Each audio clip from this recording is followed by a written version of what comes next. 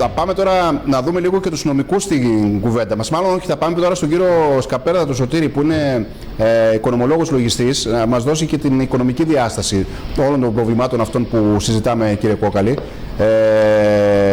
Για να δούμε και πού βρισκόμαστε και πόσο αντέχει η αγορά όλη αυτή την έλλειψη ρευστότητας, την δραματική έλλειψη ρευστότητας, η οποία φυσικά, όπως έχει αναδειχθεί και κατά τη διάρκεια της εκπομπής, δεν μπορεί να καλυφθεί μόνο με επιστρεπτές προκαταβολές ή με κάποιο πάγωμα κάποιων υποχρεώσεων, γιατί όπως είπαμε είναι μια μετάθεση των υποχρεώσεων. Χρειάζονται πιο ριζικά μέτρα. Ο κ. Κόκαλης το έχει αναφέρει αρκετά και από την αρχή της κουβέντας, ότι χρειάζεται και ένα ειδικό σχέδιο, ιδιαίτερα για το εμπόριο και την εστίαση. Ο επόμενος λοιπόν καλεσμένος μας θα είναι ο οικονομολόγος λογιστής φοροτεχνικός, ο κ. Σωτήρης Σκαπέρδας. Θα του δώσουμε το λόγο σε λίγο. Τον έχουμε έτοιμο?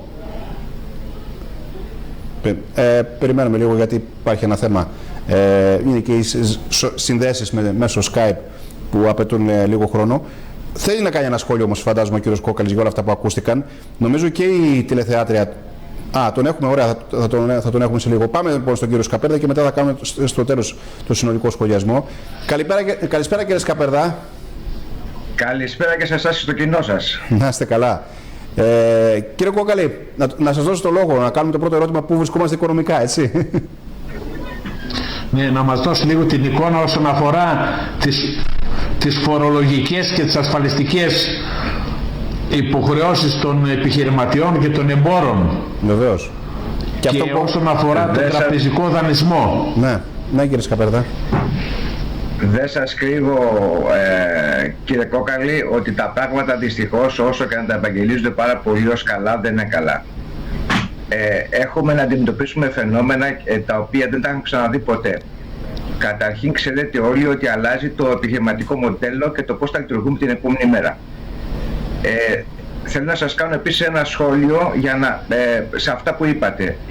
Είπατε και ο κύριος Γιαννόπουλος και οι πρόεδροι επισήμαναν ότι χάσαμε την προκαταβολή την τελευταία, να μπούμε στην επιστρεπτέα, γιατί δεν είχαμε τζίρο. Θα σας πω το εξής φαινόμενο όμως. Υπήρχαν πάρα πολλοί οι οποίοι είχαν αύξηση τζίρου, πελάτες μας και επιχειρηματίες, όμως για να στηρίξουν τη δουλειά και τους εργαζόμενους, για να μην χάσει κανένας τη δουλειά του, αναγκάστηκαν, επειδή δεν πληρωνόταν από τους πελάτες τους, να βάλουν λεφτά από τη τσέπη. Αποτέλεσμα, ενώ δεν πήραν τίποτα, η θέση τους πραγματικά δυνάτησε. Σημειώστε το, κύριε Κόκαλη, μου το έχουν πει πάρα πολύ. Δεν μπήκαν και στις επιστρεπτές προκαταβολές γιατί κράτησαν τον τζίρο τους, στην ουσία όμως έχοντας ζημία. Και θα έπρεπε να είναι οι πρώτοι στην πρόνοια, κατά την άποψή μου, γιατί υποτίθεται είναι και οι νοικοκύριδες αυτοί που προσπάθησαν να κρατήσουν. Και όμως παρόλα αυτά δεν μπήκαν στις επιστρεπτές. Έτσι δεν είναι? Ναι, κύριε Σκαπέρδα. Βεβαίως. Επίσης να θυμόμαστε όλοι ότι η επόμενη μέρα θα είναι δύσκολη για 2-3 βασικούς λόγους. Ο πρώτος λόγος είναι ότι μέχρι στιγμής παίρνουμε αναβολή και κάποια στιγμή θα λήξει. Ο δεύτερος είναι ότι όταν θα ανοίξει επιχείρηση θα χρειαστεί δύο πράγματα.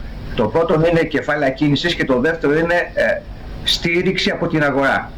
Τι σημαίνει στήριξη στην αγορά? Η αγορά στηρίζει με δύο τρόπους. Ο πρώτος είναι αν σας δώσει πίστοση και το δεύτερο κομμάτι είναι αν έχει τραπεζικό δανεισμό. Επειδή λοιπόν η αγορά μόλις ανοίξει δεν θα έρθει σε θέση να δίνει πιστώσεις. Όλες οι παραγγελίες που θα κάνουν οι εμπόροι μας και οι προμήθειες μας θα είναι κατά κύριο λόγο μετρητής ή με πολύ μικρές, με μικρά όρια. Το τραπεζικό σύστημα επίσης στις μη υγιείς επιχειρήσεις, και όταν λέω μη υγιείς επιχειρήσεις είναι αυτές που έχουν πλήρως εξασφαλίσει τα οικονομικά τους στοιχεία, δηλαδή έχουν τραπεζικές και ασφαλιστικές υποχρεώσεις πληρωμένες, όλα ρυθμισμένα, μόνο αυτοί δικαιούνται στο σύστημα. Αλλά αν δείτε στο επίπεδο των μεσαίων και των μικρομεσαίων επιχειρήσεων, τότε θα πιστώσετε ότι το 70 με 75% δεν έχει αυτά τα κριτήρια. Και γι' αυτό έχει πάθει ζημιά στις επιστρεπτές και σε όλα τα προγράμματα τα οποία συζητάμε ότι δεν μπήκε μέσα. Μάλιστα. Και τελικά πήγαν οι επιστρεπτές, αυτό που λένε και οι πρόεδροι των επιτηρίων αλλά και οι πρόεδροι των εμπορικών συλλόγων, πήγαν επιστρεπτές σε αυτούς που είχαν ρευστότητα και δεν είχαν ανάγκη. Έτσι, αντί να πάνε σε αυτούς που πραγματικά την είχαν. Στην κρίση, κύριε, να θυμάστε κάτι, ότι, κύριε Κολάτο, ότι στην κρίση παγκόσμια οι πλούσιοι άνθρωποι του πλανήτη μας ενισχύθηκαν παράφορα με νέα πλούτη, κυρίως λόγω της κρίσης. Όλοι υποφελήθηκαν από αυτό. Δεν έχω δει, και το παγκόσμιο εισόδημα των ανθρώπων είναι ότι ένα μεγάλο κομμάτι που πέρασε πλέον κάτω από το όριο της φτώχειας. Αυξήθηκε δραματικά παγκόσμια το όριο κάτω από τη φτώχεια, όπως την ορίζει ο ΙΕ και ειδικά σε εμάς στην Ευρωπαϊκή Ένωση.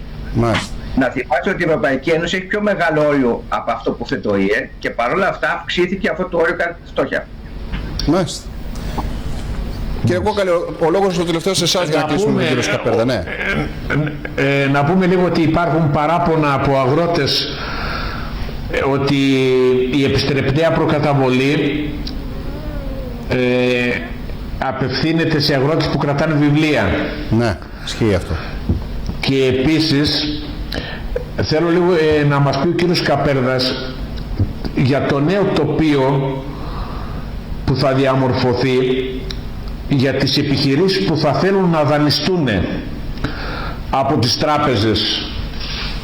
Την επόμενη μέρα, θα είναι πολλές αυτές οι επιχειρήσεις, θα έχουμε ένα είδος τηρεσία. Κύριε Κόκαλη και κύριε Κολάτο, το πράγματα δεν είναι καλά και να μην ξεγελιόμαστε γι' αυτό. Οι τράπεζες δεν είναι στην κατάσταση του 10, δεν είναι στην κατάσταση του 15, δεν είναι στην κατάσταση του 18. Μην ξεχνάτε ότι, όπως αναφέρατε πριν από λίγο, μια συστημική τράπεζα βρίσκεται ήδη στην αγκαλιά του δημοσίου και πιθανόν να έχουμε και άλλα θέματα. Το τραπεζικό σύστημα δυστυχώς δεν έχει την ευχέρεια να παρέχει χρήματα και να στηρίξει την πραγματική οικονομία. Αυτό γίνεται πάντα με όρους.